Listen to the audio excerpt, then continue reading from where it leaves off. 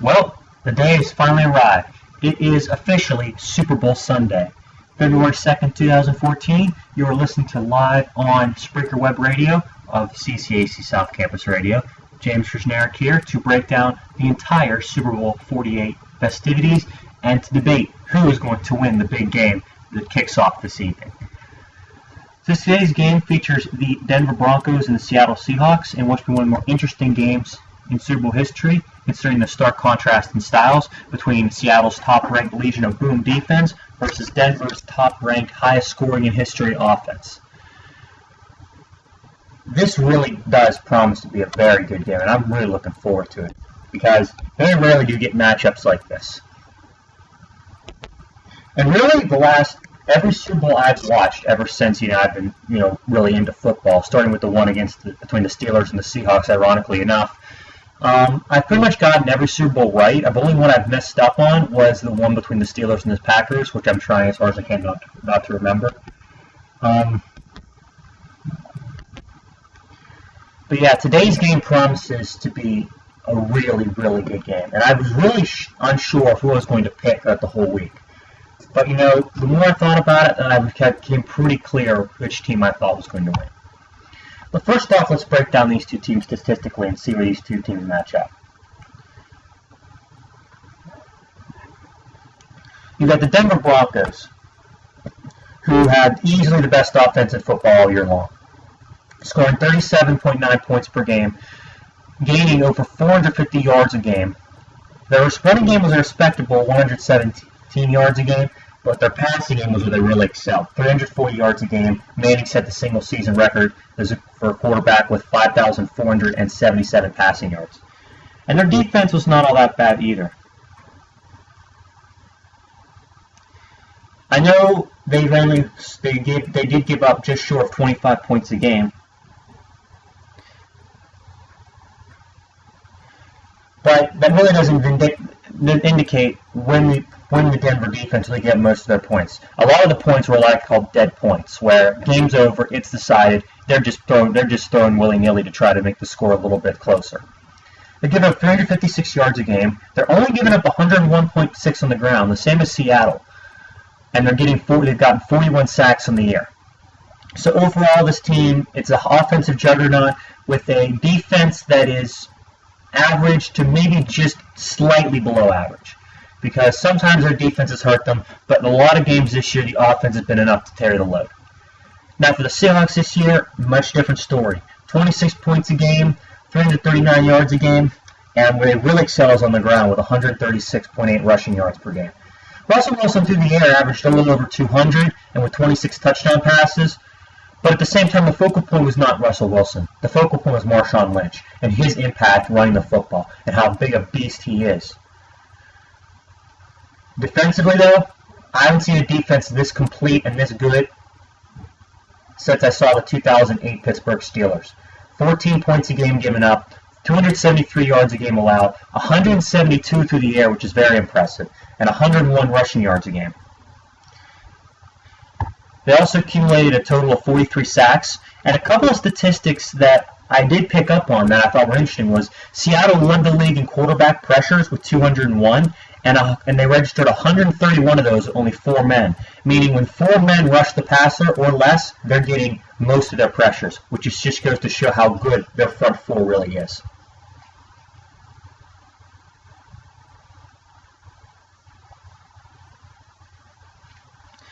Now for the playoffs, both teams have kind of been a little less impressive on the side of the ball that they made. Both teams have been a little less impressive on offense, but just as good on defense. Denver and Seattle scored about 24, 25 points a game, somewhere in that range. Denver's getting a lot more yardage because Seattle's passing game kind of dropped off. But then again, Seattle played a couple of good teams on the secondary with New Orleans and San Francisco. Both teams have better defenses in terms of pass defending than Denver by a wide margin. They're both running the ball well. Denver's up a few yards from their regular season total. Seattle's down a few yards, but they're still 133.5 a game, which is impressive. But on defense, Seattle's defense is giving up more yards this postseason than Denver. More yards per game, just about as many passing yards, almost double the rushing yards, and only has half the sack totals.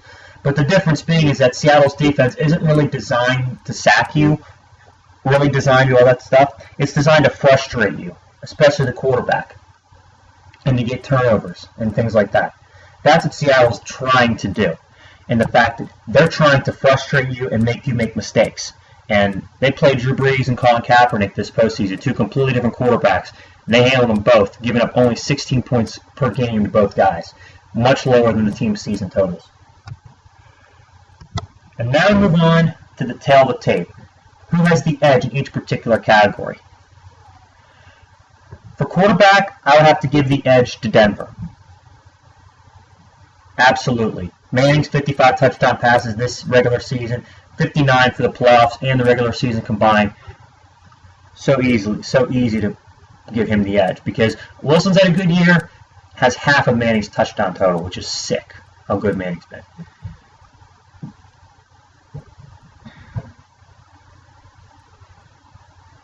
Running back, definitely edge to Seattle. Not quite as deep because Monte Ball and Sean Marino for Denver are both very, very capable running backs.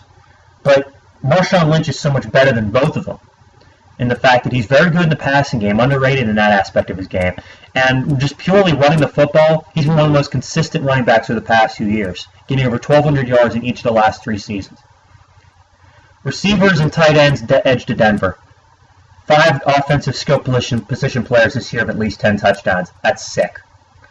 Offensive line is an edge to Denver. I'd say Seattle run blocks better, but Denver definitely pass protects better. But if you're going to go with Seattle's pass protection versus Denver's running game, I have to say Denver's run blocking capabilities on the offensive line are better than Seattle's pass protection.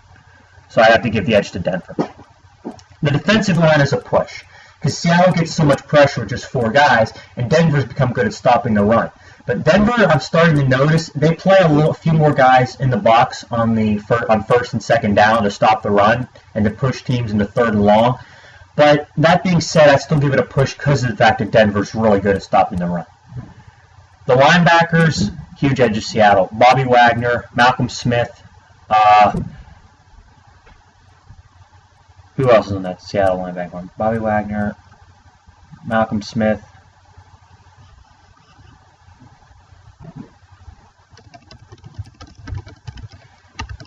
Dang it, I can't remember who is the other linebacker. It's going to come to me as soon as I think about it. You just watch.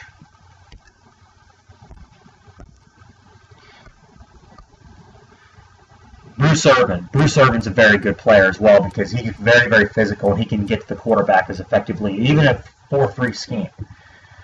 The defensive backs, Seattle has the best defensive backfield I have ever seen in my lifetime, easily. The way that they play pass defense, you've got Richard Sherman, all-pro corner, best of the game. Earl Thomas, all-pro strong safety, best of the game. Cam Chancellor, Pro Bowl free safety, one of the best in the game. Walter Thurman, the other cornerback, he's actually a respectable year with 4 interceptions. He's not easy to beat. Like, he's not going to give up yards. He is very, very effective at neutralizing number 2, number 3 receivers. Special teams and edge to Seattle.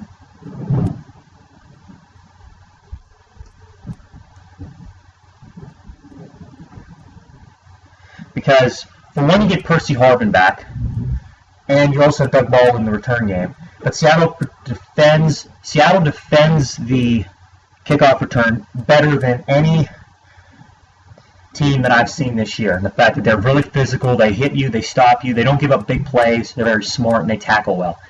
Coaching is an edge to Denver, though. I have to say, coaching with John Fox, you've got another former head coach on your team, and Jack Del Rio as the defensive coordinator. Huge edge to them. I have to say that makes it about even in this game. It's a push because each team got five checks. It was a push for the defensive line. But if I had to pick one with the better defensive line, I'd probably pick Seattle because of the fact that they're more versatile. They don't stop the run quite as well, but they pass rush so much better. But overall, 5 checks for each side. I gotta say it's about even. Now, with it being even, both teams have several things they want to try to do in this game to increase their chances of winning. For number 1, for Denver, if they're going up against the best secondary they've ever gone up against, They need to get separation on the line of scrimmage and gain yards after the catch. Let me put it this way. The cooler weather, which will be in the mid-30s to low 20s, high 20s to low 30s all game long. Peyton Manning in the cold weather in his career has not been very impressive. But all in all, he doesn't want to throw the ball in the tight windows. He doesn't. And Seattle's bump and run coverage really will not give him much choice if his receivers can't get separation. And the yards after the catch, they need to get separation after the catch. Their number one, Seattle is, in the fewest yards allowed after the catch, at 85 yards a game. And if Denver doesn't outdo this total, they don't have a chance. Like, if they're getting like 50 yards after the catch, and that's about it, there's really not going to be much that Denver can do, because let me put it to you this way. If they're not getting yards after the catch, they will not win, because the Seahawks corners are not going to get beat down the field. The other thing for Denver is they got to stop Marshawn Lynch. He averages in his career 93 rushing yards a game in the postseason. He's got 6 postseason career starts, and in 4 of them he ran for 100 yards. He's been a beast in the playoffs, damn good in the regular season. This guy is just playing lights-out football right now. San Francisco and New Orleans had very respectable run defenses. San Francisco is much better than Denver's, actually, and he ran right through them for over 100 yards and a score. And speaking of running, if the Broncos want to win, they got to run the ball well, too. Because Seattle this postseason, their run defense has slipped significantly. 134 rushing yards a game is not going to get it done against Denver. Because New Orleans and San Francisco had big plays on the ground, and particularly with Colin Kaepernick for the Niners, and for the Saints, Mark Ingram and Pierre Thomas had some good runs. If Denver can run the ball with Peyton Manning's passing, if they do both very well, then Denver will win. Because if Seattle can't stop either one together, then that's just going to be an impossible task for Seattle to beat them.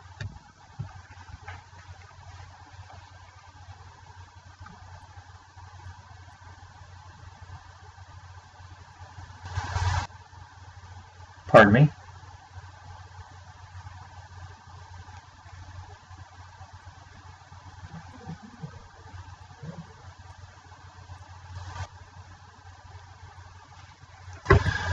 For Seattle in the game, 3 keys that really need to exploit. Pardon me. 3 things they really need to do if they want to win. My brain was working faster than my mouth there. For number 1, they need to cut the Legion of Boom loose. Seattle's pass defense and their secondary is the best the league has seen in so many years, and they've limited big play offenses this year to meager season totals. Like, you look what New Orleans was averaging per game. They're averaging 25, 26 points a game. Combined, in the 2 games against Seattle, they scored 22. San Francisco is held well below their average in all 3 games. 3 games in the first meeting, 3 points in the first meeting. Now, keep in mind this. Seattle's defense. San Diego and New England played against Denver in the postseason and gave up a combined 50 points to Peyton Manning. That's it. That's 25 points a game.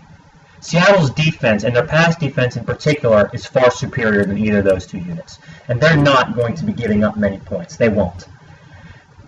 It's like all of a sudden people expect Manning to just find the regular season form again. Well, he, again, historically has dropped off in the playoffs, and in the 2 Super Bowls he's been in, he's only thrown 2 touchdowns and 2 picks. Now, what they need to do is kind of what Peyton Manning has to do in this game. For the offense of the Seahawks, they got to exploit Denver's secondary. Because Denver's run defense is very stout. It's with Seattle's the 7th best in the league. But 18 games this season, including the playoffs, Denver gives up over 250 yards a game. Russell Wilson may have been inconsistent throwing the football lately, but if he does throw well, which I think he's going to have to, because I think he will against this Denver defense, Seattle will win. If Russell Wilson's able to find key mismatches in that defense with Percy Harvin in the slot and Doug Baldwin and Golden Tate going up against the average corners for Denver, even throw Jeremy Curse in there for a while for a big play, and Zach Miller over the middle as a tight end, he's not a bad tight end, and though he has not made some big plays this year, he definitely has the ability to get open. And they need to play with an edge mentally, because Seattle this year has been aggressive and thrived on being aggressive, especially on defense. They hit receivers as a secondary like I've never seen a secondary do. They need to be destructive, and they can't back down from Denver. If they give their receivers a cushion and allow them to get like them short dink and dunk games, they won't win. Seattle's going to have to play press coverage, and they're really going to have to make Manning throw into tight spots. And if they do that and play disruptively, they will win.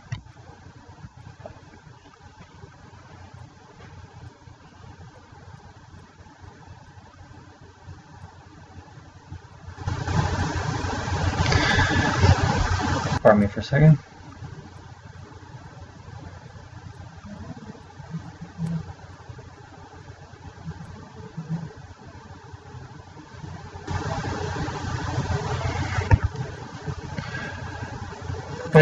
For the individual, keys of the game, like that was a team. Those are team X factors. Now it's time for the individual ones.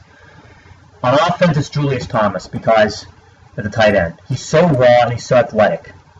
But he's going to have a hell of a task going up against Seattle's secondary, particularly safety Cam Chancellor, who's been absolutely canceling out any tight ends this postseason.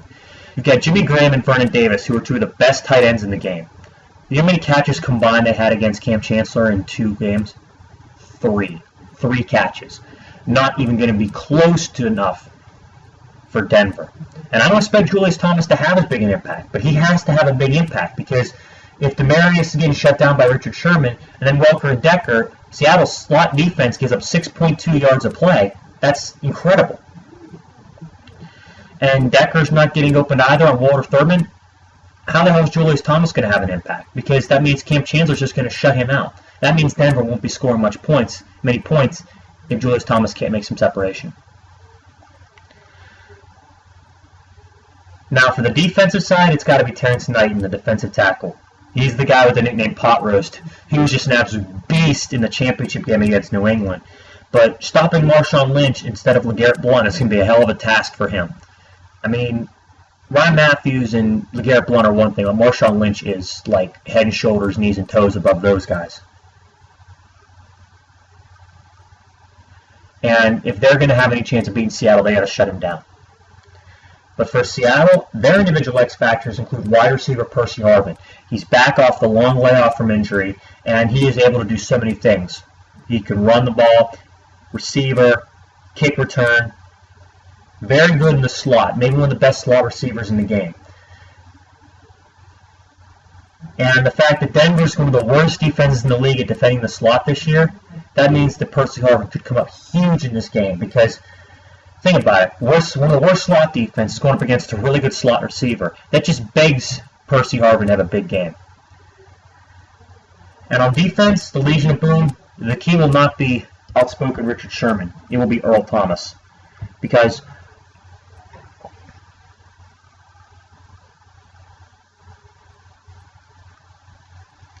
Earl Thomas is such a big hitter. He's a bigger hitter than Sherman or any of those other guys.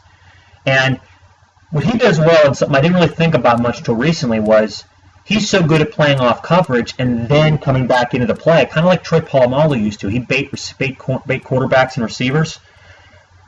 Peyton Manning usually likes to have his guys, like his opposing defense, in like one place, and he's going to try to pick them apart based on what he sees on film. But you can't game plan for what Earl Thomas is going to do.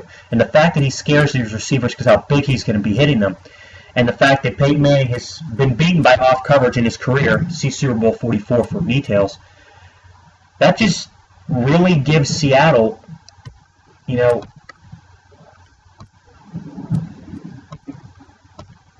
a chance to really shut down this Broncos offense.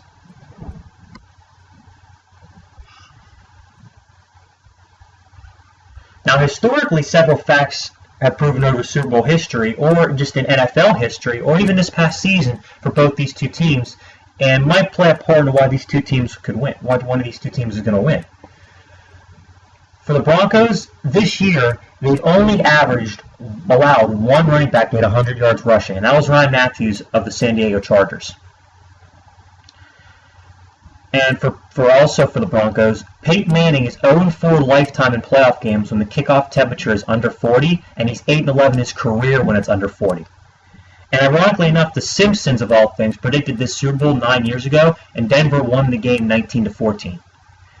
But for Seattle, they have an edge on their side, because they'll be wearing their white jerseys, and of the previous 9 teams who wore their white jerseys to the Super Bowl, 8 of them won it. The only team that didn't was the 2010 Steelers, again, trying to get that game out of my head.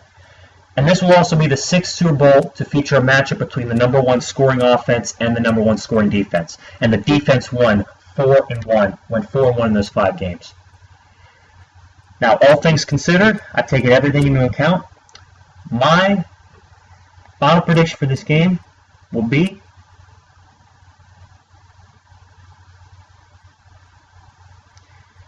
Seattle 30, Denver 28. And here's why I'm picking Seattle. For one, the weather. Because, yeah, it's nice right now, but again, Peyton in cold weather has never been a factor for success. And the games he's had to play in cold weather that were like in the high 20s, low 30s in his career, he's struggled, and he's done it against inferior defenses. Seattle's built to play in this weather because they're a physical team, they play defense, and they run the football, and they can throw through the air. They're a vintage cold weather team. They're built to play in this kind of weather. Let me put it to you this way. If this game was being played in a dome or an outdoor southern stadium with nice weather, I'd be picking Denver. But the fact that it's in New York favors the Seattle Seahawks so much. Again, Seattle's defense is a big part of why I'm picking them. If New England and San Diego can hold Peyton Manning to under 27 points and allow 25 points a game through 2 games, which is 13 below Denver's average, think about what Seattle can do to them. They could really shut them down. Like, I'm not projecting them to like really shut them down. I'm projecting them to score 28 points on Seattle because it's the Super Bowl. But think about it. It makes sense to think that Seattle could actually do a better job. And for Russell Wilson, he's the other reason I'm picking Seattle. He's my MVP pick, and I know he's only thrown 1 touchdown this postseason. But this is the easiest matchup he's had in a long time. Like, if you look at the last few weeks of the regular season for the Seattle Seahawks and who they went against,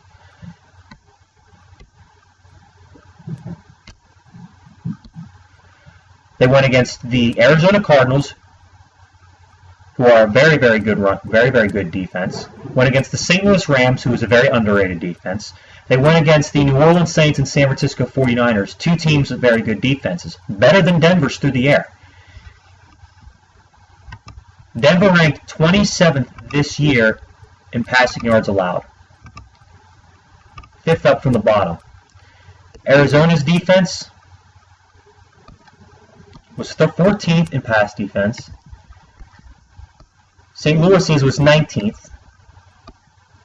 New Orleans was 2nd. And San Fran's was 7th. Russell Wilson is the easiest matchup. And think about it this way. Where would you rather be in this situation? If you canceled everything out and it was pretty much just quarterback with his receivers against a certain secondary, would you rather take Wilson and his receivers against Denver's secondary, or would you rather take Peyton Manning and his against the Legion of Boom? I'm going to take Seattle against Denver secondary any day of the week.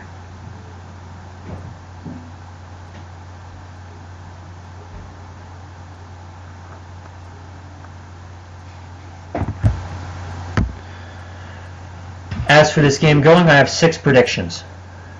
I predicted Denver will give up more sacks than Seattle. Seattle's pass rush is better. They get more pressure with 4 guys. And let's think of a little bit of an analogy here from Super Bowl 42.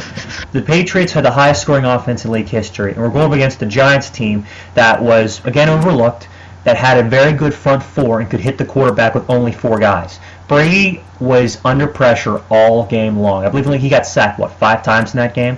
Denver's, if you look at the big games that Peyton's been in his career where he's kind of, choked, that he's not played well in the playoffs, he's been sacked a lot. Outdoors really doesn't favor the Broncos in this matchup. I know they're an outdoor team, but Seattle's defensive front 4 can get pressure on Manning with 4 guys, and 5 guys, they could hit him half the time. And besides, Russell Wilson's very mobile out of the pocket, and that'll make it tough for the Denver linemen and linebackers to hit him.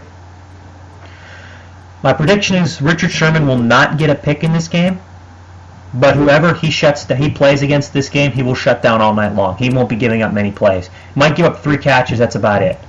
I can't imagine Demarius Thomas and those guys having a big game against Sherman. My third one is that Marshawn Lynch will rush for fewer yards than Noshawn Marino. And it won't be by much, maybe by 5 or 10 yards, but still fewer, because Denver's front is better at stopping the run than Seattle's. And yeah, they'll probably push the box, and I think Seattle will try to run a little bit on first down, but at the same time, I expect the game plan for Denver to be more or less focused on Marshawn Lynch. The fourth one is a prop bet, and I predict Peyton Manning will shout Omaha at least 30 times. I mean, when you got a mantra, you just go for it. Omaha! Hut! Number 5. Russell Wilson will throw for over 250 yards. He's not his postseason best in passing yards this year. He threw for only 103 yards in the game against the Saints, and 215 yards against the 49ers. I expect him to throw for more because he's going to have to. And because he gets Percy Harvin back, that's an extra 55, 60 yards right there. It's going to be huge having him back in this game, and I feel that Seattle will be able to take advantage of Denver's secondary and make some plays, particularly in the passing game, short to intermediate routes. My final one is, speaking of Percy Harvin, 150 total yards. He's versatile, he's speedy, he's elusive, and he's a mismatch for anybody on Denver's defense. No way anybody on Denver's defense can handle him. Maybe Champ Bailey at best, but Bailey's not fast enough and he's not shifty enough to maintain speed with Percy Harvin. Ever since he's been in the league, he's been shifting, he's been tough to stop. And I don't expect that to change on Sunday. So my final prediction is Seattle 30, Denver 28. I am picking Russell Wilson to my MVP. I hope everybody enjoyed this season, and I look forward to talking about these games and predicting them. And I will be coming back with a wrap-up show following the Super Bowl alongside my home account, so stay tuned for that, and I hope you enjoy the game.